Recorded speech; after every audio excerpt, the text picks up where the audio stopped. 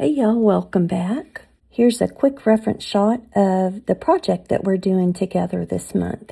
It's a collage of Cadillac Ranch on Route 66.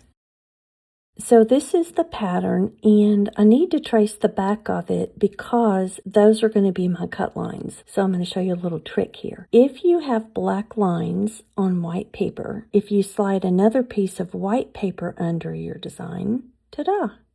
Just like magic, the lines appear. Have I mentioned yet that this is not a quick project? Well, it's not. But hey, you know what? Just take your time, enjoy yourself, get into the flow, step away when you need to, and come back when you want to, and get to work tracing those Cadillacs.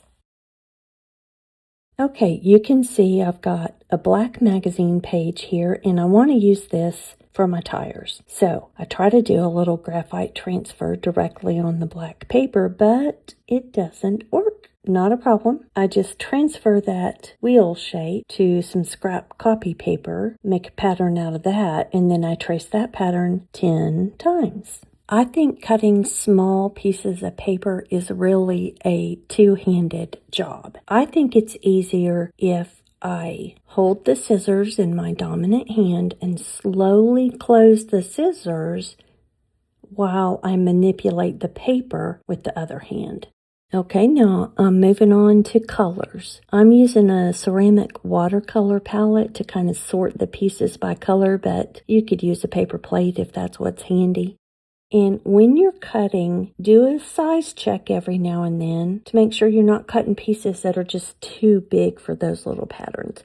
The smaller your collage pieces are, the more interesting your Cadillacs will be. Once all your color pieces are cut out, it's time to start collaging. So I started with the wheels. I just used a glue stick and some tweezers to put the wheels in place on all 10 Cadillacs. Now you're going to set up an assembly line and start on that graffiti. This is the order that I went through. I cut the patterns apart. I added light blue for the windows, orange to indicate the back window, a little bit of craziness on the roof, and the little red tail light. And then I moved on to the body.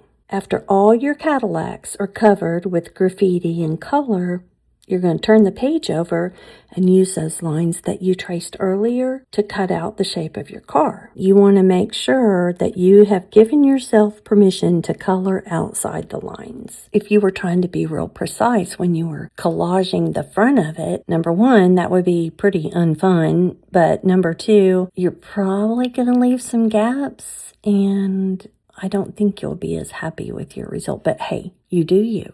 Once again, notice that I'm using both hands to cut.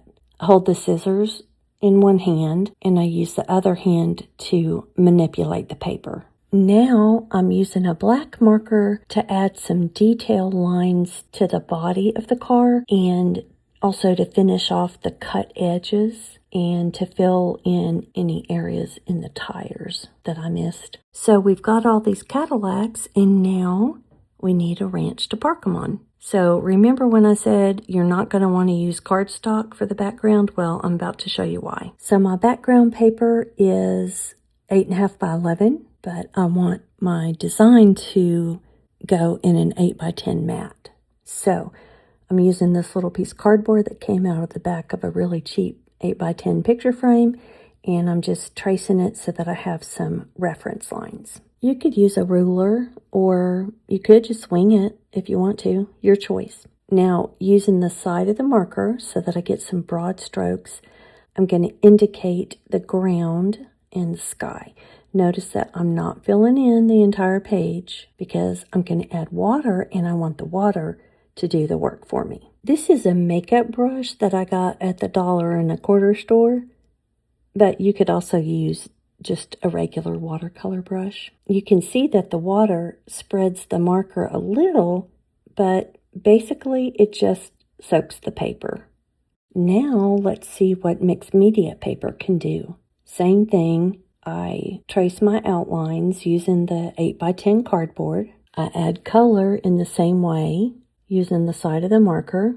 And this time my color choices are just a little different just because I know this way is going to work and the other background was just an experiment. So I use a couple of different browns at the bottom of the page, but not too much because my cars are going to be down there, and I don't think a really dark brown, I don't think that would work. I think it might overpower the cars. Then I add some pink along the horizon line and 2 different shades of blue. If you want big fluffy clouds in your sky, you go for it. But I wanted a big open West Texas blue sky in my collage. So that's why I'm doing all these tight but imperfect horizontal lines. I'm going to bring out that makeup brush and load it up with water, and ta-da, look at that water go to work. I'm not scrubbing the paper back and forth because it is mixed media paper. It's not watercolor paper, so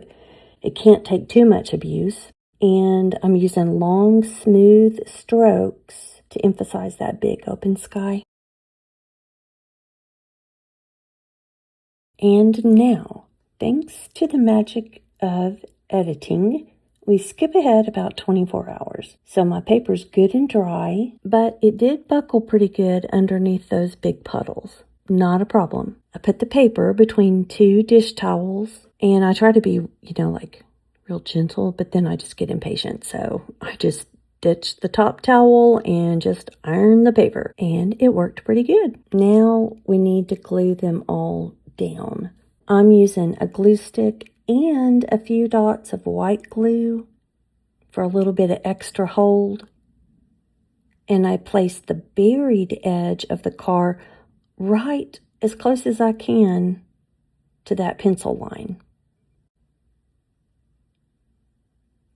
And a level check with my handy dandy cardboard, and there you have it, my friends. Your very own Route 66 Cadillac Ranch. Congratulate yourself because you created something beautiful that didn't exist yesterday. Yay, you.